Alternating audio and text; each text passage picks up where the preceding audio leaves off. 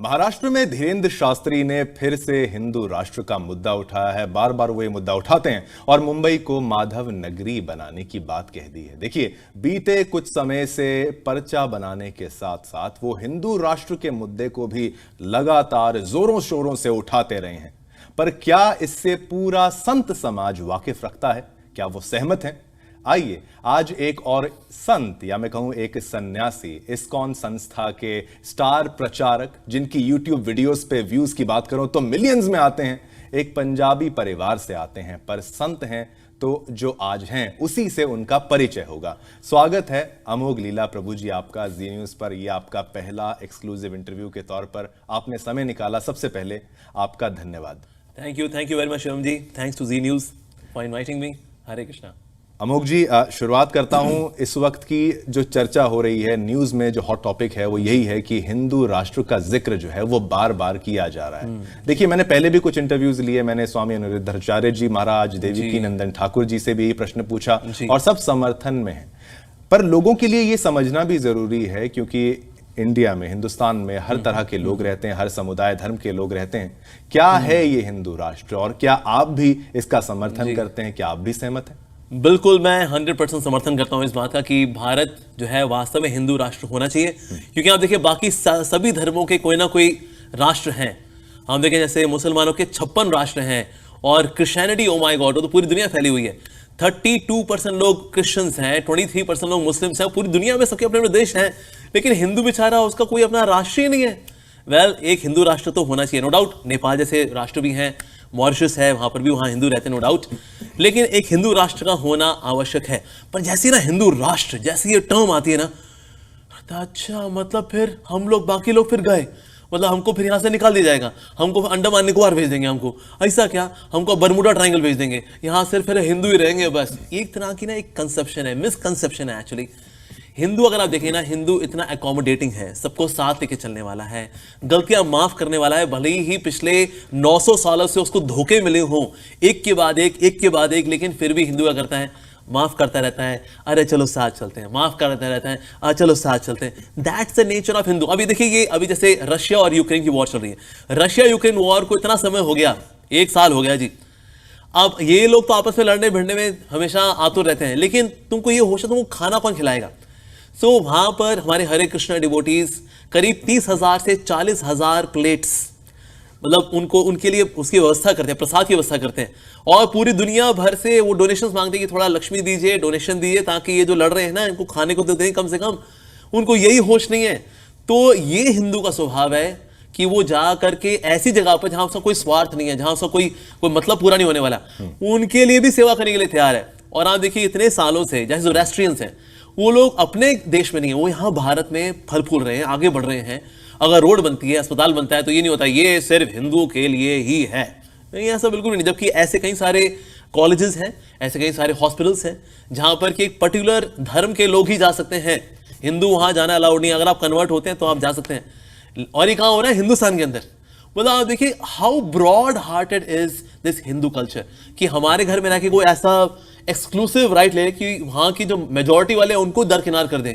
अरे बाबा, और उसके बाद भी हिंदू कहते हैं कोई बात नहीं जी, अगर आपकी यही इच्छा है कोई बात नहीं। So Hindu is very very forgiving, क्षमाशील है और सबको साथ लेके चलने वाला है। कि ये भी एक बड़ा सा परिवार है, वासुदेव कुटुंबकम, भगवान वासुदेव जी का कुटुंब है ये। तो कोई बात नहीं, आप थोड़ा हमसे डिसएग्री करते हैं, इट्स ओके, दैट्स हिंदू। तो अगर हिंदू राष्ट्र बनता है, उसमें सबका साथ होगा, सबका विकास भी होगा। तो चाहे वो मुसलमान हो, क्रिश्चियन हो, चाहे किसी भी धर्म के लोग हो, पंथ के लोग हो, जॉब्स आएंगे तो इसमें नहीं होगा जी इसमें सिर्फ हिंदू अप्लाई कर सकते हैं, खबरदार जो किसी और ने अप्लाई किया। ऐसा फिल्ट्रेशन तो कभी इंडिया में हुआ ही नहीं है। तो इसीलिए हिंदू राष्ट्र बनता है, ये सभी के लिए अच्छा। और आप किसी मुसलमान से पूछेंगे या क्रिश्चियन से पूछेंगे ना, उन्होंने कितनी तरक्की की है इकोनॉमिकली भी इंडिया के अंदर रह करके। और बाकी जगह पर आप देखेंगे वहां पर बल्कि हिंदू की परसेंटेज कम हुई है और इंडिया के अंदर बाकी धर्मों की परसेंटेज बढ़ी है। सो क्या इसका मतलब क्या हिंदू राष्ट्र जो है एक असहनशील राष्ट्र होता है? Absolutely not. तो इसलिए हिंदू तो इतना वार्मथ से भरा हुआ, स्नेह से भरा हुआ, भक्ति से भरा हुआ कल्चर है। एक्चुअली। तो इसलिए हिंदू राष्ट्र हो, इसमें सभी का ही भला है। और आप समर्थन करते हैं और 100% आपने इसमें कहा कि इसी में सबका साथ सबका विकास है, ये Absolutely. सरकार की लाइन भी इसमें हाँ चलिए जी, आ yes. गई। ठीक है, तो मुद्दा क्योंकि बागेश्वर धाम का है और जी। कई उन पर प्रश्न चिन्ह भी लगाए जाते हैं। आप कई सोशल मीडिया की बात करूं चाहे चैनल्स की बात करूं, आप कई बार आए हैं और आपने बताया है कि उनका तरीका ठीक है। क्या बागेश्वर धाम का तरीका आपको वाकई में सही लगता है? क्या आप कभी उनसे मिलने वहां पर जाएंगे? क्योंकि जो पर्चा बनाना, लोग शक करते हैं कि भाई ये जादू है, ये कोई ट्रिक है। एक बार शंकराचार्य जी ने भी बोल दिया था कि मतलब चुनौती देता हूं कि आप जाइए जोशीमठ जाकर वहां की धसकती जमीन रोक कर दिखाएं। तो ये कोशिश तो नहीं है कि बीच में मनमुटाव हो, लेकिन क्या आप उनके तरीके से सहमत हैं? क्या ये करना चाहिए या इससे कोई हानि हो सकती है? क्योंकि हनुमान भक्त वो हैं, इसमें कोई शंका नहीं है, किसी को कोई डाउट नहीं है। लेकिन क्या वो खाली भक्ति में रहें, प्रवचन करें, ज्यादा सुंदर नहीं होगा? या ऐसे होता क्या, देखिए एक ना शास्त्र में कथन है, उसको बोलते हैं फले न परिचयते। That means actions are judged by result. वह रिजल्ट क्या है? अल्टीमेटली रिजल्ट ये है कि लोगों की समस्याओं का समाधान हो रहा है, और वो जब इलाज भी करते हैं तो बीच बीच में भगवान का नाम भी बुला लेते हैं, जय सियावर रामचंद्र की जय, जय सीताराम। तो इस प्रकार से लोगों से नाम भी बुलवा लेते हैं। तो एंड रिजल्ट जो है वो बहुत अच्छा है। और ऐसा नहीं कि मतलब ये ऐसा किसी के पास पावर ऐसी नहीं हो सकती। हमारे शास्त्रों के अनुसार ऋषि मुनि के पास ऐसी शक्तियां हुआ करती थी। तो अगर किसी को ऐसी शक्ति है और उसका दुरुपयोग नहीं करता कि मैं किसी मतलब मैं मान लो स्त्रियों को अपने पास लेकर के आऊं, आकर्षित करूं, कहीं उनको अपने स्पेशल रिक्रिएशन हाउस में लेकर के जाऊं और उनके साथ दुर्व्यवहार करूं क्यों, because I got magical powers. क्या वो ऐसा करते हैं? ऐसा वो नहीं कर रहे, और हम प्रार्थना करते हैं आगे भी ऐसा कुछ हो भी ना, निश्चित रूप से वी प्रे फॉर हिम। लेकिन एंड रिजल्ट क्या है? लोगों की अगर सहायता हो रही है तो इसमें कोई खराबी नहीं है। तो कई ऐसे लोग हैं जिन्होंने कि जादू दिखा करके लोगों को बेवकूफ बनाया है, पैसा इकट्ठा किया है, अपने भोग में इस्तेमाल किया है। पर वो हमने उनका जो जीवन शैली देखी, हमने जो वीडियोस देखी, उसके अनुसार तो लगा बहुत ही सरल सीधा साधा जीवन है। तो अगर लोगों की हेल्प हो जाती है इससे, देन इट्स एब्सोल्युटली फाइन। लेकिन ना कहीं इसके पीछे एक पॉलिटिकल मुद्दा चल रहा होता है, फिर इससे एक पर्टिकुलर धर्म हाईलाइट हो जाएगा, फिर हमारे यहाँ के लोग छोड़ के चले जाएंगे, हमने इतनी मुश्किल से उनको यहाँ लेकर के आए हैं, फिर वो वहाँ चले जाएंगे, फिर क्या होगा रे? तो ये एक ना कैलकुलेशन चलनी शुरू होती है, फिर बेवजह इलॉजिकल उंगलियां भी उठनी शुरू हो जाती हैं। तो अगर कोई व्यक्ति एंड रिजल्ट अच्छा दे रहा है, लोगों का भला हो रहा है अगर, और लोगों ने बोला भी हाँ भला हुआ है, so then well all the best. एक तरह से हम देख सकते हैं that he is a kind of doctor. जैसे कुछ बीमारियां होती हैं जो कि ग्रॉस मेडिसिन से ठीक होती हैं, कुछ बीमारियां होती हैं जो सटल मेडिसिन से ठीक होती हैं। तो सटल मेडिसिन से अगर कुछ ठीक हो रहा है और लोगों को फर्क पड़ रहा है और किसी को नुकसान नहीं हो रहा और वो किसी पाखंड में दम में नहीं है, और हमने ऐसा कुछ वीडियो देखा भी नहीं फिलहाल, तो so then we can say या okay and result is good, so all the best. And result के साथ अमोक जी, लोगों की वो घर वापसी की बात करते हैं, उन पर ये भी आरोप लगता है वो कई लोगों को वापस लाते हैं। क्या आप कन्वर्जन की इस प्रक्रिया से सहमत रखते हैं? क्या आप साथ देते हैं? क्या ये सही तरीका है? ओके आप देखिए, कन्वर्जन तो दो तरह के होते हैं। एक होता है हॉरिजॉन्टल कन्वर्जन, एक होता है वर्टिकल कन्वर्जन। जो हॉरिजॉन्टल कन्वर्जन होता है उसमें क्या व्यक्ति करता है, एक व्यक्ति को मटेरियलिस्ट ही रहने देता है, पर उसको से धर्म परिवर्तन करता है। In the sense he was a Hindu materialistic person, now he becomes a Muslim materialistic person और अ क्रिश्चियन मटेरियलिस्टिक पर्सन। इसको बोलते हैं हॉरिजॉन्टल कन्वर्जन। पर actually we should not go for horizontal conversion, we should go for vertical conversion. यानी कि एक materialist को spiritualist बनाना, ये कन्वर्जन जो है बहुत अच्छा है। यानी कि एक व्यक्ति मटेरियलिस्ट था, फ्रस्ट्रेटेड था, एंग्री था, काम क्रोध लोभ में डूबा हुआ था, अब वो ज्यादा शांत है, ज्यादा गॉड ओरिएंटेड है, ये भी कन्वर्जन है। सो ये वर्टिकल कन्वर्जन जो है करना अच्छी बात है। और सनातन धर्म में अगर आप देखेंगे ना, हम लोग कभी भी हॉरिजॉन्टल कन्वर्जन नहीं करते कि तुम कर्मी थे तुम कर्मी ही रहो, तुम बदमाश थे तुम बदमाश ही रहो, बस ये रबर स्टैम्प वाला हिंदू बन जाओ और क्या। नहीं तो ऐसा कभी भी हिंदू का कन्वर्जन का नहीं रहा। और वैसे कन्वर्जन हमने कभी किया ही नहीं कि हम जोड़ तोड़ लगा करके, कोई टेक्निक लगा करके, कोई छलावा करके लोगों को कन्वर्ट करें। दैट्स नॉट सनातन धर्म एट ऑल। लेकिन हाँ, हम लोग वर्टिकल कन्वर्जन जरूर करते हैं। विदेशों में अगर आप देखें ना, कई ऐसे लोग हैं जो कि आज हरे कृष्णा कर रहे हैं, but we made them spiritualist. और आज जैसे आप कन्वर्जन अगर इंडिया के अंदर देखें, इंडिया में क्या करते हैं, ये ऐसा नहीं कि उनको बाइबल या कुरान पढ़ाते हैं कन्वर्ट करके, no, they make them actually Hindu haters. लेकिन कभी हिंदू ऐसा काम करेगा कि हम नफरत डालें दूसरे धर्मों को लेकर के, हम ऐसा कभी नहीं करते। हम ये करते हैं ओके आप जो सीख रहे हैं बहुत सी बात है, लेकिन हमें क्या करना चाहिए, we should become God lovers. ऐसा नहीं हमें चीजों के लिए भगवान के पास जाना चाहिए, we should become God lovers. ये एक स्पिरिचुअल कन्वर्जन है और ये करना बहुत अच्छी बात है। Like when in the West, हमारे श्री प्रभुपाद जी जब वेस्ट में थे, सो एक समय एक प्रोग्राम था, तो कुछ क्रिश्चियन से फैनेटिक्स थे, वो आ गए, स्वामी जी आप क्यों आए यहाँ पर हरे कृष्णा कराने के लिए, why are you here, what do you know about Jesus Christ and what is your connection with Jesus Christ. Very challenging way उन्होंने पूछा। तुम्हारे प्रभुपाद जी ने बड़े विनम्र भाव से बोला, उन्होंने बोला we are servants of the lotus feet of Jesus Christ. ऐसा रिस्पेक्ट का भाव ये सनातन धर्म है, ये विनम्रता, ये सनातन धर्म है वास्तव में। सो नो डाउट हम भी कन्वर्ट करते हैं, we the Hindus we also convert. हम देश विदेश में कई लोग हैं हरे कृष्णा कर रहे हैं, ISKCON। पर yes ISKCON, but we convert them from materialist to spiritualist and without hating their original culture. कि उसको आप वर्टिकल कहते हैं, हॉरिजॉन्टल कहते हैं? उसको हम वर्टिकल बोलते हैं, यानी कि आप एक मटेरियलिस्ट थे, अब आप स्पिरिचुअलिस्ट हो गए। इनफैक्ट देयर वाज वन रैबाई मतलब चर्च के प्रीस्ट थे वो, ही सेड स्वामी जी मैं चर्च में एज अ प्रीस्ट करता हूं सेवा, but I like chanting Hare Krishna, अगर मैं कन्वर्ट ना हूं चलेगा क्या? हमारे प्रभुपाद जी ने बोला it's absolutely fine, you can continue your services in the church, but yes you like chanting Hare Krishna, you like reading Bhagavad Gita, that also you can do. तो ये तरह का फैनेटिसिज्म नहीं है सनातन धर्म के अंदर। तो जो आपको कुछ अच्छा सीखते हैं दूसरे धर्म से, वेल एंड गुड। तो इसलिए जो कन्वर्जन है इंडिया के अंदर ज्यादातर जो हुआ है, जिस तरह से मिशनरीज ने किया इंडिया के अंदर, वो ज्यादातर था हॉरिजॉन्टल कन्वर्जन, की किसी को पैसा दे करके, किसी को नौकरी दे करके, या तलवार के दम पे, इस तरह से कन्वर्जन इंडिया के अंदर भर भर के हुए, लाखों लोगों के कन्वर्जन हुए। तो घर वापसी अगर हो भी रही है, तो जो लोग इसमें आपत्ति जता रहे हैं ना, उनको सोचना चाहिए अरे बाबा तुम लोग भी इसी घर के हो, तो इसलिए ये जो घर वापसी कर रहे हैं तुम भी इनके साथ आ जाओ, और क्या। नहीं तो इट्स एब्सोल्युटली ओके, काय का झगड़ा झाटी करना बाबा, you will be happy, they are also happy, और आपको हैप्पी देख करके we are also happy, everyone would be happy. Amogh ji, क्योंकि आप इस्कॉन से हैं, कृष्णा कॉन्शियसनेस की बात यहाँ पर आप करेंगे भी, और क्योंकि लोगों के लिए, हिंदुओं के लिए दिक्कत की बात ये हो जाती है, कई देवी देवता हैं, उनको समझना पड़ता है कि इसकी पूजा करें या उसकी करें, लेकिन आपने एक मार्ग चुना, आपने कृष्णा कॉन्शियसनेस को चुना। लेकिन आपके वीडियोज में जब देखता हूँ, आप हनुमान जी की बात करते हैं, आप राम जी की बात करते हैं, आप शिव जी की बात करते हैं, तो केवल कृष्ण की पूजा करना ही एक मार्ग है, या फिर ये एक मार्ग है उन हजारों मार्गों में से? आखिर इस्कॉन को क्यों चुना जाए, आप मतलब अगर आप उसको प्रीच करते हैं तो? ओके, एक्चुअली मैं वैसे इस्कॉन में सीधे डायरेक्टली नहीं आया, मैं घाट घाट का पानी पी करके आया। यानी मैं भी कहीं बाबाओं के चक्कर में, कोई गुरु जी के चक्कर में, और बाकी धर्मों में भी ज्ञान, चाहे वो इस्लाम हो, चाहे क्रिश्चियनिटी हो, बुद्धिज्म हो, सो इस तरह से मैं भी अलग अलग धर्मों में भी मैंने क्वेश्चन आंसर किए वहाँ के जो टीचर्स थे। तो ऐसा नहीं कि मैं सीधे इस्कॉन में आ गया तो ठीक है, जो जहां आ गया तो वहां फंस गया तो बेचारा फिर आगे वहीं निकल लिया, नहीं ऐसा नहीं, मेरे साथ ऐसा नहीं था। सो मैंने क्या पाया इस्कॉन के अंदर, एक तो यहाँ ना कोई बाबा जी की पोथी नहीं है कि जो बाबा जी ने बोल दिया है चुपचाप उसको एक्सेप्ट करने का है, नो सवाल जवाब, नहीं ऐसा नहीं है। यहाँ पर आकर के आप सवाल जवाब कर सकते हैं। सेकेंडली आपको आपके सवालों के बड़े ऑथेंटिक, साइंटिफिक, डिटेल्ड आंसर्स मिलते हैं, which make lot of sense. साथ ही जो भक्ति का कल्चर, ऐसा नहीं कि ये इस्कॉन ने शुरू किया है, यहाँ के फाउंडर ने शुरू किया था 1966 में इस्कॉन बनाया, तो ISKCON culture, no, it is भक्ति का कल्चर। जो प्रहलाद जी ने, ध्रुव जी ने जो भक्ति की, संत तुकाराम जी ने भक्ति की, उसी भक्ति को इंस्टीट्यूशनली बड़ी सिस्टमैटिकली आगे दे रहा है ISKCON. That's one more beautiful thing. साथ ही it is based on holy scriptures, यानी शास्त्र, जैसे श्रीमद् भगवद गीता है, श्रीमद् भागवतम है, ये उनके ऊपर आधारित है। That's another beautiful thing about ISKCON. साथ ही it is based on culture, यहाँ सिर्फ फिलॉसफी नहीं है कि बस एक प्रवचन हुआ, सबने सुना, बाकी सब अपने अपने घर, नहीं, साथ साथ में ना कल्चर भी है, चाहे ग्रीट करने का कल्चर, चाहे लाइक वी से हरे कृष्णा, दैट्स अ कल्चर। तो इस तरह से प्रसाद पाते हैं हम लोग, भोग लगाते हैं भगवान को, इट्स कल्चर। तो इस तरह से कल्चर, धोती कुर्ता पहनना, इट्स पार्ट ऑफ कल्चर। तो साथ में कल्चर भी है, सिर्फ फिलॉसफी नहीं है। और मैंने साथ में ये भी देखा कि ना it is about so much of welfare to the society. ऐसा नहीं सिर्फ हम लोग बस हरे कृष्णा करते हैं, बस गाना वाना गाते हैं, हरे कृष्णा करते हैं और ढंग का कोई काम नहीं करते, नहीं, ऐसा बिल्कुल भी नहीं है। दुनिया में सबसे ज्यादा शुद्ध शाकाहारी भोजन बांटने वाली संस्था का नाम है ISKCON. 40 billion plates of sanctified food is distributed by ISKCON in past 55 years.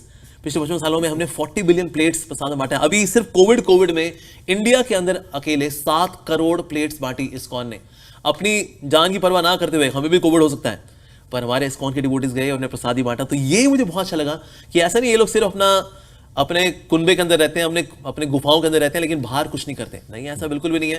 जैसे मैंने अभी आपको यूक्रेन और रशिया का एग्जांपल दिया, वहां हरे कृष्णा डिवोटीज पूरी दुनिया भर से भिक्षा मांग रहे हैं इन सोल्जर्स के लिए जो लड़ाई करने पे उतारू हैं। सो ये जो कल्चर है कि लोगों की हेल्प भी करनी है और अपनी स्पिरिचुअल प्रैक्टिसेस भी देखनी है, ये जो मैंने एक बहुत अच्छा ब्लेंड देखा, that was also very very impressive. साथ ही बड़े बड़े अच्छे संत महात्माओं से मिला इस्कॉन के अंदर, जो बड़े निस्वार्थ थे, बड़े लर्नड, बड़े scholarly, and yet at the same time very grounded, very down to earth and very intelligent, very compassionate. ऐसे संत नहीं, संतों से मिला, उससे भी बहुत कन्विक्शन आई। तो ये सब देख करके मुझे लगा यस, ये पांच जो है आफ्टर घाट घाट का पानी पी करके फिर मुझे हरे कृष्णा की नदी में मेरी प्यास बुझी। लेकिन बात ये आती है ओनली वाई कृष्णा, यार ऐसे Bhagavad Gita, Krishna is the supreme lord, not as per ISKCON. As per Bhagavad Gita, Krishna is the supreme lord. As per, like for example, say Bhagavad Gita में chapter 7 verse number 7, natta paratanam nanyat kinchit asti dhananjaya, there is no higher truth other than me.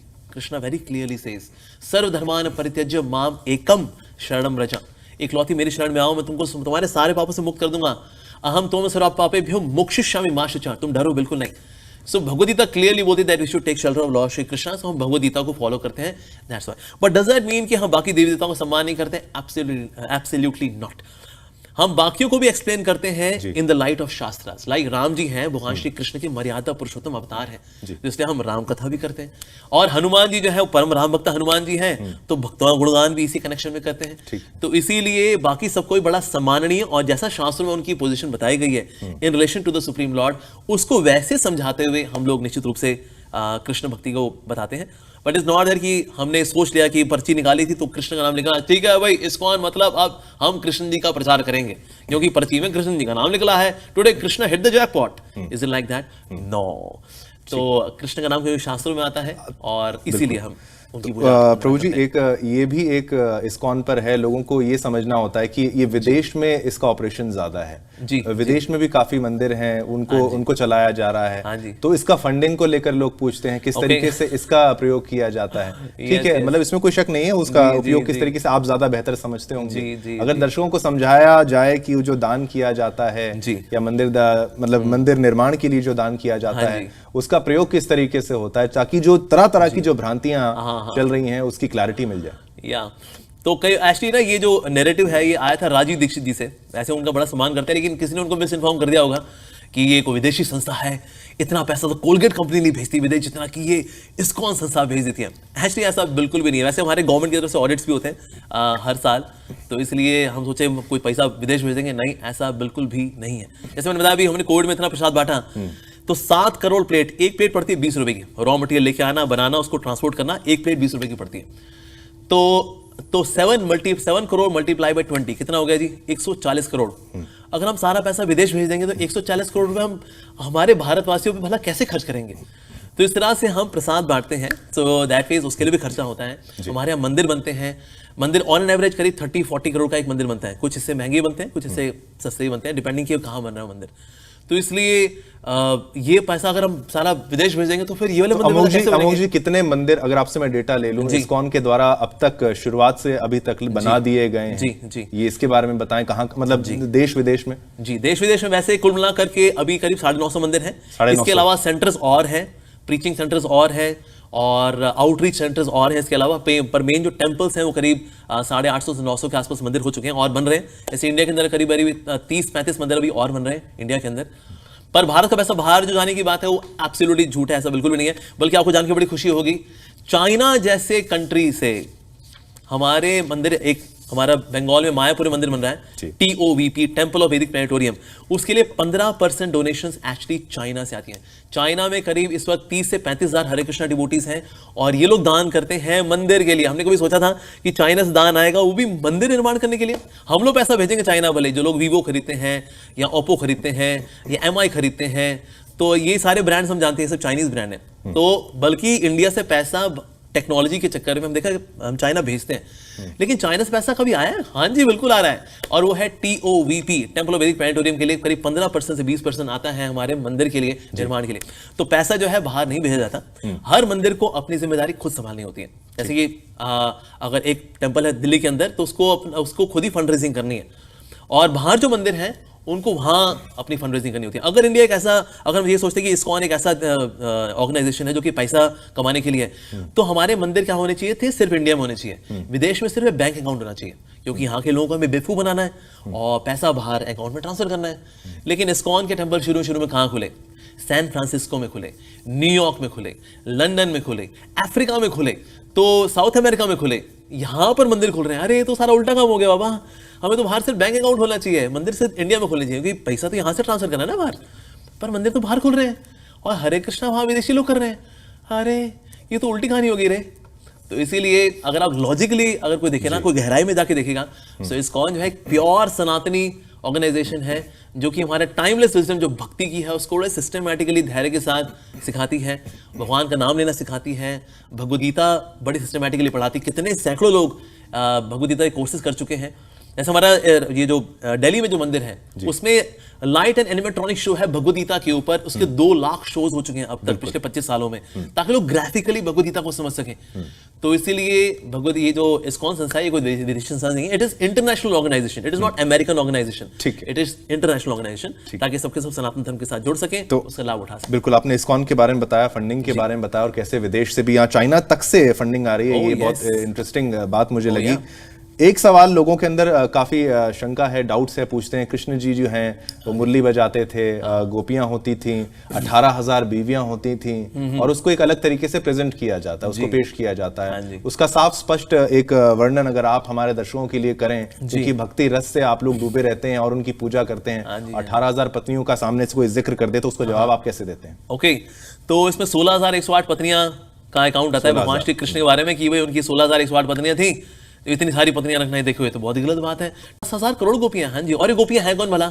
ऐसी कोई घूम रही थी, भगवान ने कहा आजा आजा मेरी गोपी बन जा, आजा आजा आजा, प्लीज प्लीज प्लीज आजा, डांस करने के लिए आजा आजा। ना जी ना, बड़े बड़े संत महात्मा पुरुष उस रासलीला में भाग लेना चाहते। Even Shiv ji came as Gopeshwar Mahadev, उन्हें प्रार्थना करके योग माया से ही took that female form Gopeshwar Mahadev to participate in Raslila of lord Shri Krishna. तो रासलीला कितनी ऊंची होगी जिसमें शिवजी पार्टिसिपेट करना चाहते हैं। अगर से लड़का लड़की का अफेयर होता है तो क्या शिवजी उसमें पार्टिसिपेट करना चाहते हैं? अगर और नहीं लड़का लड़की का अफेयर होता है तो क्या ये शास्त्रों में वर्णन होता है? वैसे लड़का लड़की और बहुत सारे अफेयर होते हैं भाई, रोमियो जूलियट, शीरी फरहाद, ये ऐसे कई सारे हैं, पर इनका नाम तो शास्त्रों में आता नहीं। ये राधा कृष्ण और गोपियों का नाम क्यों आ रहा है भाई? अगर ये लफंटरबाजी वाला केस है फिर तो इनको बिल्कुल नहीं आना चाहिए, बिल्कुल। ये शास्त्रों में क्यों मेंशन है? दैट मीन्स इसमें दिव्यता है जी, इसमें दिव्यता है। बल्कि शास्त्र तो बताते हैं कि जो ये राधा कृष्ण की जो लीलाएं एक प्रमाणिक गुरु से प्रमाणिक तरीके से तत्व के साथ सुनता है, उसकी लस्ट दूर हो जाती है। अरे how come this beyond logic, but it happens actually. तो इसीलिए ये लीलाएं वास्तव में दिव्य हैं। और उनको सुनाने वाले भी कौन हैं? परमहंस शिरोमणि सुखदेव गोस्वामी जी। सुनने वाले कौन? परीक्षित महाराज जी। अगर ये लड़का लड़की कहानी होती तो सोचिए एक व्यक्ति जो 7 दिन में मरने वाला है, उसको ये लफंटरबाजी कहानी सुनाएंगे? No, that means it is very divine in nature. तो इसलिए लगता ऐसा है क्योंकि हमने ना बॉलीवुड में देखा हुआ है, बंटी बबली, रोमियो जूलियट, हीर रांझा, तो लगता है अरे ये भी वही होंगे राधा कृष्ण। नहीं, एक्चुअली ऐसा बिल्कुल नहीं है। लाइक गोपाल तो अपनी उपनिषद में मेंशन की गोपियां असल में है कौन? कुछ गोपियां जो ऐसी हैं जो कि हैं गोपीजन वल्लभ कला प्रेरक, यानी भगवान श्री कृष्ण गोपीजन वल्लभ जो है कला प्रेरक, उन्हीं कलाएं हैं, उनकी शक्तियां हैं, उनके एक्सपेंशंस हैं वास्तव में। सो एको बहुनाम विविधदाति कामान, when one lord expands with his shaktis into various forms, तो ये वो गोपियां हैं। तो ये हम सोचे किसी गांव की लड़की थी, भगवान ने उसको फंसा लिया होगा, ना जी ना। So Shrimati Radhika, she is a female counterpart of God in divine way, in a spiritual way, not in a biological way, but in a divine way. तो इसीलिए राधा कृष्ण जो है, इसलिए राधा कृष्ण से पहले ना हम बोलते हैं भैया पहले भगवद गीता समझी तुमने?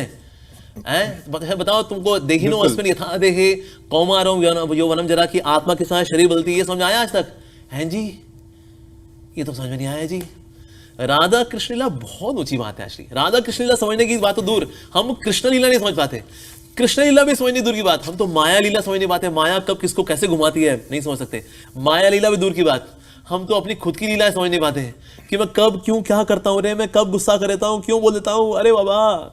तो हम तो अपनी खुद की लीला नहीं समझ पाते, तो फिर माया लीला दूर की बात, कृष्ण लीला और दूर की बात, राधा कृष्ण लीला और गोपियों की तो और दूर की बात। बिल्कुल। तो इसलिए फर्स्ट क्लास का बच्चा सीधे अगर डिफरेंशिएशन इंटीग्रेशन समझेगा ना तो बेचारे को कंफ्यूजन हो जाएगी। सर पहले अलजेब्रा पढ़ लो जी, ठीक है, पहले भगवद गीता पढ़ लो, उसके बाद से एक दिन राधा कृष्ण में भी आना बेटा। वो बहुत हाई तत्व है, very very deep, very esoteric, divine with sublime love, वो वाला तत्व है। इससे अगलम बगलम जो होते हैं ना तिगड़ी फिगड़ी वाले, वो नहीं समझ पाते इसको। It is very exalted phenomena. अमुक जी, आपने शिव जी का भी जिक्र किया, आपने कहा वो भी भक्त थे उनके जी, तो जी। एक मुख्य विषय लोगों के मन में जो आता है वो शिवलिंग को लेकर आता है। बार बार पूछते हैं, विवाद होता है, कुछ होता है, तो शिवलिंग के ऊपर कोई क्लैरिटी लोगों को, आम जनता को नहीं है। ठीक है, आपने ये बात कही कि भगवद गीता को पढ़ा जाए तब ये चर्चा की जाए, ऐसे ही हिंदू ग्रंथों को बिना पढ़े बिना लोग आरोप लगा देते हैं कुछ ना कुछ। जी जी जी, क्या है शिवलिंग? एक्चुअली शिवलिंग जो है, वैसे लिंग का मतलब होता है सिंबल। कई बार लोग मानते हैं वो लिंग का मतलब प्राइवेट पार्ट, तो उसको ऊपर वाला पार्ट है is the private part of lord Shiva, और नीचे जो है वो बेसिकली स्त्रीलिंग, तो इसलिए वो जो है वो Parvati. Just see what they are worshipping. ये हिंदू लोग बिना पगलैट हो गए। सर हिंदू लोग अकल है, हम किसकी वर्शिप कर रहे हैं हमको पता है। अगर लिंग का मतलब अगर प्राइवेट पार्ट होता है मेल प्राइवेट पार्ट, तो हम बोलते हैं स्त्रीलिंग। ये तो बायोलॉजिकली और लॉजिकली दोनों ही, मतलब दोनों की हत्या हो गई तो यहाँ पर, because biologically we know that they have their private part and male have their private part. तो लिंग बोला मीन्स मेल प्राइवेट पार्ट, तो स्त्रीलिंग में तो फिर हुआ नहीं है, तो that means linga means what, private part? No, private part के लिए संस्कृत नाम है, आता है, उसको बोलते हैं शिशिनम। इट इज नॉट लिंग, इट इज नोन एज शिशिनम। अगर जिसने संस्कृत पढ़ी होती ना तो उसको पता होगा। तो इसे linga means symbol. Now what does this symbolize? It symbolizes lord Shiva. अच्छा, lord Shiva symbolize like this only, ऐसा कैसे जी? तो इसके पीछे वाला कारण क्या है? तो इसके पीछे कारण आता है फ्रॉम श्रीमद् भागवतम, कि किस प्रकार से भगवान प्रकृति को एक्टिवेट कैसे करते हैं। महाविष्णु ही एक्टिवेट्स प्रकृति, एग्रीगेट प्रकृति। अभी प्रकृति क्रिएशन हुई नहीं है, अभी एग्रीगेट प्रकृति है, उसको एक्टिवेट करते हैं बाय ग्लैंसिंग। तो जो ग्लैंस करते हैं दैट इज टाइम और काल और महाकाल। तो जो ग्लैंस जो पड़ता है उससे प्रकृति एक्टिवेट होती है, and the living entities enters from Mahavishnu into प्रकृति वाया लॉर्ड शिवा। तो इस तरह से ये काल, महाकाल, एंड देन प्रकृति एक्टिवेटेड। नाउ लिविंग एंटिटीज अब प्रकृति के अंदर जाएंगी, क्रिएशन होगी और आगे बढ़ेगी। तो ये प्रकृति है और एक ग्लैंस है, इसको जब ऐसे करते हैं देन बिकम शिवलिंगा बेसिकली। तो ये सिंबलाइज करता है the origin of universe, the origin. Here is Lord Shiva, Kaal Shakti, Mahakaal coming from Mahavishnu, and there is prakriti. इसको सिंबलाइज करता है शिवलिंग। तो इसलिए वो बोले प्राइवेट पार्ट। अरे बाबा, ऐसी होता है कहना, किसने ब्लू रंग के अगर लेंस पहने हो तो उसको सब ब्लू नजर आता है, किसी ने ग्रीन कलर के लेंस पहने हो तो उसको सब ग्रीन नजर आता है। तो इस तरह से जिनकी बुद्धि जो है उनके किसी और ही अंग में निवास करती है, तो उनको सब जगह पर यही वाले अंग नजर आ रहे होते हैं। तो इसलिए अपनी बुद्धि को अपग्रेड करें। हमें शरीर के निचले अंगों से नहीं सोचना चाहिए, हमें शरीर के ने सोचने के लिए भगवान ने बुद्धि दी है, उससे सोचना चाहिए कि ये sir why Hindus are worshipping Shivling. क्या हिंदू लोग बेवकूफ हैं? Absolutely not. समझदार लोग हैं, श्रद्धालु लोग हैं, वो जानते हैं it's a symbol of lord Shiva, the combination of Shivji and Parvati, not really private part. It's the origin of the universe, living entities from Mahavishnu, और ये प्रकृति प्रवेश करी है शिवजी के माध्यम से। That Sadashiv, here is prakriti. इसको शिवलिंग बोला जाता है। तो ये पूजनीय है, वंदनीय है। बिल्कुल। और एक और विषय जिसकी काफी चर्चा हुई थी न्यूज में, क्योंकि आप अब हमारे साथ जुड़े हैं, ओम और अल्लाह एक है ये कहा गया था, और दोबारा ये भी कहा गया था कि सबसे पुराना धर्म कौन सा है, उसको लेकर भी चर्चा की गई थी जी। तो उसके भी आप अगर क्लैरिटी हमें दे दें, सबसे पुराना धर्म आखिर है, अगर हिंदू धर्म है नहीं है तो भी बता दीजिए क्या है। जी जी, ऐसे सनातन धर्म का मतलब ये, सनातन मींस बिगिनिंगलेस एंड एंडलेस। तो इसीलिए सनातन धर्म ही ओरिजिनल धर्म है, नो डाउट। और इसी से ही बाद में सारे और ब्रांचेस भी निकलते हैं, चाहे वो जैन धर्म हो, बौद्ध धर्म हो, इस्लाम हो, क्रिश्चियनिटी हो। बाद में प्रॉफिट्स आते हैं, वो फिर आकर के उस पर्टिकुलर रीजन में उनको सिविलाइज करने के लिए आकर के वो एक धर्म की शुरुआत करते हैं। लेकिन और देखिए, जितने भी धर्म है ना, उनका एक डेट ऑफ ओरिजिन है, मतलब इस तारीख को प्रॉफिट आए, उनके मैसेंजर आए और शुरुआत हुई। लेकिन वो हिंदू धर्म से पूछे, सर आपकी डेट ऑफ बर्थ वगैरह कुछ बताइए जरा। There is no date of birth for सनातन धर्म, बिकॉज ये बिगिनिंगलेस है। इसीलिए तो कलयुग में, कलयुग जो 5000 साल पहले शुरू होता है, तो कलयुग में ही जब लोग अधर्म की ओर बढ़ जाते हैं, तो इनको फिर से सिविलाइज बनाने के लिए कुछ प्रॉफिट्स और मैसेंजर्स आते हैं ताकि ये लोग सिविलाइज हो जाए। लेकिन 5000 साल पहले तो कलयुग शुरू हुआ था, उससे पहले फिर कोई धर्म नहीं था क्या? उसके पहले सनातन धर्म था वास्तव में। सो इसलिए ओल्डेस्ट रिलीजन इज एक्चुअली सनातन धर्म। इसलिए जितने डिटेल्ड में अगर हम देखें स्पिरिचुअल नॉलेज को, जितनी डिटेल सनातन धर्म के अंदर है उतनी और कहीं पर भी नहीं है। Every religion has got one book, पर सनातन धर्म के अंदर वेल देयर आर उपनिषद्स, और साथ साथ में इसमें पुराण भी हैं, श्रुति भी है, स्मृति भी है, और साथ में इसमें इतिहास भी आते हैं। महाभारत और रामायण, रामायण के अंदर 25,000 श्लोक हैं, और महाभारत के अंदर 1 लाख श्लोक हैं, और फिर पुराणों के अंदर तो 4.5 लाख 5 लाख श्लोक हैं, और इसमें फिर एपिटोम श्रीमद् भागवतम 18,000 श्लोक। अरे बाबा, अरे बाबा। तो बाकी धर्मों में बहुत ही समरी वर्जन दिया गया है भगवान के बारे में। That's like a pocket dictionary. Pocket dictionary में सारी डेफिनेशन सही होती हैं, लेकिन सारी डेफिनेशंस नहीं होती। लेकिन Sanatan Dharma is like Merriam Webster's unabridged edition, detailed description, ना सिर्फ संसार के बारे में बल्कि भगवान के धाम के बारे में, भगवान कैसे दिखते हैं, भगवान की रेसिप्रोकेशंस क्या है, उनका नाम कैसा, उनका रूप कैसा, उनके गुण कैसे हैं, उनकी क्वालिटीज कैसी हैं, उनकी रेसिप्रोकेशंस कैसी हैं। अरे बाबा, अरे बाबा, ये सारी डिटेल आपको मिलती है सनातन धर्म के अंदर, because that's the original religion. तो इसीलिए बाकी धर्म भी धीरे धीरे करके आते हैं, नैतिक बनते हैं, और कंप्लीट साइंस अगर सीखना चाहते हैं, वी एज हम्बल सर्वेंट्स, हम चाहेंगे कि आप सीखना चाहें complete science of God, you can come to us and we will humbly teach you, why not. तो इसलिए ओरिजिनल धर्म है तो सनातन धर्म, बिगिनिंगलेस एंड एंडलेस। ठीक है। विदेश में लेस्टर में एक हिंदू मंदिर पर अटैक हुआ था जी। उसके बारे में आपकी क्या टिप्पणी है, आपका क्या क्या जवाब है उनके लिए? फिर एक और जगह में भी कुछ कहा जाता है, कथित तौर पर वो खालिस्तानी समर्थक हैं, ये भी एक नया विषय जो पहले लेस्टर की तस्वीरें जिसे आपको हम तस्वीरों में दिखा रहे हैं, उसके लिए आपका क्या जवाब है? क्या विदेश में हिंदुओं के लिए थोड़ी दिक्कतें हैं? क्या उनका बोलने वाला कोई नहीं है? क्या आपकी संस्था इसके बारे में कुछ करती है, या आपकी जो वहां पर मंदिर है वहां पर भी ऐसा कोई विरोध आपको झेलना पड़ता है, ऐसी परेशानियां आती हैं? बिल्कुल बिल्कुल हमें विरोध झेलना पड़ता है, क्योंकि ना जैसे ही स्पेशली हरे कृष्णा मंदिर आता है या कोई ऐसे हिंदू मंदिर आता है, लोगों को लगता है बस अब ये अपने सारी दुकानदारी बन के हो जाएगी और हमारी दुकानदारी तो गई।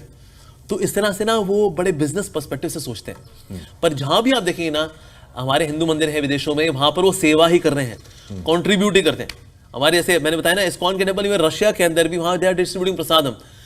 यूएसए के अंदर कितने ही ऐसे लोग हैं जो कि आते हैं और प्रसाद पाते हैं। जैसे यूरोप के अंदर भी है गॉट दिस वुडस्टॉक फेस्टिवल, उसके अंदर 50,000 यूथ आता है, उनको प्रसाद खिलाते। प्रसाद में आएगी नहीं, वो थोड़ी boondi, proper meal is there, मतलब क्योंकि भगवान को भोग लगा होता है, so we are calling it as prasad. So इसलिए आप जहां भी देखें ना, हिंदू इज ऑलवेज कॉन्ट्रीब्यूटिंग। लेकिन ना एक नैरेटिव चल रहा है कि ना फिर ये लोग यहाँ पर आ जाएंगे, फिर हम नुकसान पहुंचाएंगे, ये इसकी वजह से फिर वो आक्रमण वगैरह कर देते हैं। बट बिल्कुल we humbly tolerate that, knowing that कि ओके लोग की मिसकंसेप्शंस हैं, भगवान को सद्बुद्धि दे, इनको शांत करें, इनके मन को शांत करें। So we pray for them. ये आपकी और एक आपका वीडियो में आपका सोशल मीडिया पे भी आया था, किसी आप कहीं पर आप बात कर रहे थे गर्लफ्रेंड बॉयफ्रेंड को लेकर भी आपने कॉन्सेप्ट कहा था, आप इसको नकारते हैं, और आपने 35 टुकड़ों की भी बात वहां पर कर दी। बिल्कुल। उसका क्या कारण था, आपने सीधा उसको वहां से वहां तक जोड़ दिया? सर हाँ, ऐसे होता क्या ना, गर्लफ्रेंड बॉयफ्रेंड कल्चर जो है लगता तो है कि बड़ा मॉडर्न कल्चर है कि अब हमने घर छोड़ा है, रस्मों को तोड़ा है, दूर कहीं जाएंगे, एक नई दुनिया हम बसाएंगे। तो ये गाने सुने हुए हमने बॉलीवुड के, उसको लोग क्या करते हैं, रियल लाइफ को रियल लाइफ पे प्रोजेक्ट कर देते हैं। यस, अब हम जो है मॉडर्न हो गए हैं, बड़े एडवांस हो गए हैं। बट एक्चुअली जो लिव इन कल्चर है इंडिया में तो ये कभी एक्सेप्टेबल होने वाला नहीं है। भले ही इसको मूवीज वाला दिखाएंगे, देखो ये मॉडर्न है, हमें खुले दिमाग का होना चाहिए। एक्सक्यूज मी सर, ये क्या खुले दिमाग, मतलब दिमाग भी लगाना होता है कुछ, ये खुला दिमाग ही काफी नहीं होता, साथ में कुछ दिमाग भी लगाना होता है। इसके अंदर देखिए जितने भी ये गर्लफ्रेंड बॉयफ्रेंड जो कल्चर है, ये जैसे लिव इन का कल्चर हो गया, अल्टीमेटली दुख कौन पाता है? लड़की ही दुख पाती है। देखिए लड़का तो आगे बढ़ गया, अब ये बेचारे, अब इसका यहाँ तो अपनी प्रेगनेंसी में बच्चे को मारेगी, you know I can't afford this child because वो लफंटर तो छोड़ के भाग गया मेरे को 1 साल बाद, अब मैं क्या करूँ? यहाँ तो अपनी मासूम जान को मारेगी, यहाँ इसको जब पैदा करेगी तो फिर इसके ऊपर बचपन से लांछन लगेंगे, अच्छा ये तो लिव इन का पैदा हुआ है, हाँ, जिंदगी भर इसकी लाइफ नरक बन जाती है। इसके ऊपर लांछन मरते हैं, कहते हैं ये तो रही थी ना, एक महीना रही है, 1 साल रही है उसके साथ, हाँ ये बेचारी भी अकेली होती है, इसकी दोबारा शादी होगी नहीं होगी, गैर जिम्मेदारी का भाव। और ये लिव इन में होता क्या, देखिए होता क्या है, ये घर के रिश्ते नाते तोड़ के आते हैं जी, तो उनको लगता है रिश्ते नाते तोड़ना इसने हमें सफलता दी है। तो जब इस साथ भी आते हैं ना, there is always sense of insecurity. हल्का सा झगड़ा झाटी हुई, कहता शादी तो नहीं हुई ना, तो तू अपने रास्ते, हम अपने रास्ते, तो इन्हें एक सेंस ऑफ कमिटमेंट नहीं आता। हम माफ करना नहीं जानते, बिकॉज हमें पता है कि अलग भी हो जाएंगे तो क्या यार, आज ये तो कल कोई और का नहीं, तो कमिटमेंट नहीं आता। और लिविंग क्यों करते हैं लोग? उनको कहता है अरे 1 साल इसके साथ, फिर आगे फिर किसी और के साथ, आज स्ट्रॉबेरी है कल बटर स्कॉच खाएंगे, ये मेंटालिटी है बेसिकली। लेकिन उसमें होता क्या है, लगता है कि ना ये अलग अलग फ्लेवर्स होंगे। एक्सक्यूज मी सर, डब्बे भले अलग अलग हों, लड्डू सब में सेम ही होता है। दैट मीन्स बॉडीज अलग अलग हों, लेकिन सेंसुअल एक्सपीरियंस इज सेम। कोई बोलेगा जी आपको कैसे पता जी, जिन्होंने किया हुआ है उन्होंने शेयर किया हुआ जी, हाँ जी ऐसे ही होता है। तो ये एक इल्यूजन पे बेस्ड कॉन्सेप्ट है लिव इन का, that I will have more variety, अभी ये तो कल कोई और, तो फिर कल कोई और, एब्सोल्युटली नॉट। और राइट फ्रॉम वेरी बिगनिंग इसमें शुरुआत झूठ से होती है। अगर लिव इन में रहने वाले जो कपल्स होते हैं ना, कोई लिव इन वालों को कोई घर नहीं देता, उनको बोलना पड़ता है नहीं हम लोग हस्बैंड वाइफ हैं, आप हमको जगह दे सकते हो आप ना, पर झूठ के आधार पर तुमको एकोमोडेशन मिलती है। तो इसीलिए अगर आप देखें साइकोलॉजिकली, सोशली, इमोशनली, ये स्वार्थ पे बेस्ड है गर्लफ्रेंड बॉयफ्रेंड कल्चर, ये लिव इन कल्चर है। ऐसी मैरिज होती है ना, it's a marriage of 2 families, लेकिन ये इतना स्वार्थी है ये रिश्ता गर्लफ्रेंड बॉयफ्रेंड का, लिव इन का, कि नहीं 2 परिवार गए भाड़ में, सिर्फ मैं और ये, दैट्स इट। बिल्कुल, तो इतना सेल्फ सेंटर्ड है, बहुत ज्यादा इगोइस्टिक है ये सारा कल्चर। लेकिन मैरिज जो होती है तो एक दूसरी गलतियां माफ भी करते हैं। देखिए हमारी परवरिश कैसे अच्छे से हुई, बिकॉज हमारे माता पिता बड़े सिविलाइज रहे, उनको अच्छा सिविलाइज देकर के हमने वैल्यूज ली। अब ये लिव इन वाले जो बच्चे हैं, ये देखेंगे हमारे माता पिता लफंडर रहे, तो ये क्या वैल्यू सीखेंगे भला इनसे? हमें भी लफंडर बनने का है, दैट्स इट। और जैसे कि मैंने पहले बताया हुआ कि मैंने कहा जैसे भाई कुत्ते बिल्ली होते हैं, ये बिल्कुल कुत्ते बिल्लियों बिल्कुल का आप culture होता है। विरोध में हैं, वो बिल्कुल मुझे समझ में आ जी, गया। yes, that's true. एक कमेंट आपका, एक शॉर्ट कमेंट भी अगर मैं कहूँ इसको, अभी मौजूदा सरकार पे, चाहे मोदी जी की बात करें चाहे योगी जी की बात करें, क्या आप संतुष्ट हैं उनकी कार्यशैली से, उनके काम करने के तरीके से? एब्सोल्युटली, बिल्कुल 100% संतुष्ट हैं, क्योंकि अगर आप देखेंगे, कोई गहराई में जाके देखेगा ना, he is not anti any religion at all. उन्होंने बोला है अगर सबका साथ सबका विकास, एक्चुअली सबका साथ सबका विकास है। जो एक्सट्रीमिस्ट मेंटालिटी वाले हैं उनको शांत करने के लिए कभी कभी थोड़ा डिसिप्लिन करना पड़ता है, कुछ स्ट्रिक्ट कदम उठाने पड़ते हैं, पर अदरवाइज एक नॉर्मल कोई किसी धर्म का व्यक्ति हो, दे टेक एवरीवन टुगेदर। और ऐसे नहीं डेवलपमेंट नहीं हो रही है, डेवलपमेंट भी हो रही है, एजुकेशन फ्रंट पे भी हो रही है, चाहे हाईवेज बनने हो, हर रोज 31 किलोमीटर के हाईवे बनते हैं।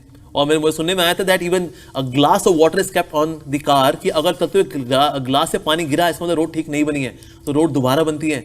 तो इस तरह से डेवलपमेंट के मामले में देखा जाए तो सरकार अच्छा कार्य कर रही है, तो इसलिए हम तो 100% संतुष्ट हैं। और बल्कि हम प्रार्थना करते हैं भगवान मोदी जी की रक्षा करें, और ऐसे नेता का होना हमारे देश का सौभाग्य है, तो हम उनकी रक्षा की प्रार्थना करते हैं। भगवान ऐसी उनको तरक्की देते रहें, और उनके ही प्राइम मिनिस्टरशिप के अंदर जैसे हमारा देश आज आगे बढ़ रहा है, today India is fastest growing economy in the world and has become 5th largest economy in the world. कैसे, क्या ये डेवलपमेंट नहीं है? बिल्कुल विकास है। और ये हमारा देश है जो कि पूरी दुनिया में अनाज बेच रहा है, किस किस को अनाज नहीं देता, बल्कि जिसको जरूरत पड़ती है, पैसा नहीं है उसके पास, उसको भी देता है। अगर टर्की में अगर भूकंप आता है तो वहां पर हमारी टीम पहुंचती है डॉक्टर्स की, वहां पर उनको भी अनाज देता है। माय गॉड, ये भेदभाव नहीं करता कि अरे ये तो मिडिल ईस्ट वाले, हम उनको क्यों दें अनाज, नहीं, बिल्कुल वासुदेव कुटुंबकम, ये वासुदेव कुटुंबकम। तो इस मेंटालिटी के साथ अगर आप देखें ना, the way Modi ji is running the government is really really praiseworthy. थोड़ा ब्रॉड माइंडेड होकर सोचेंगे, अनबाइस्ड होकर सोचेंगे, आपके मन में भी प्रशंसा ही आएगी उनके लिए।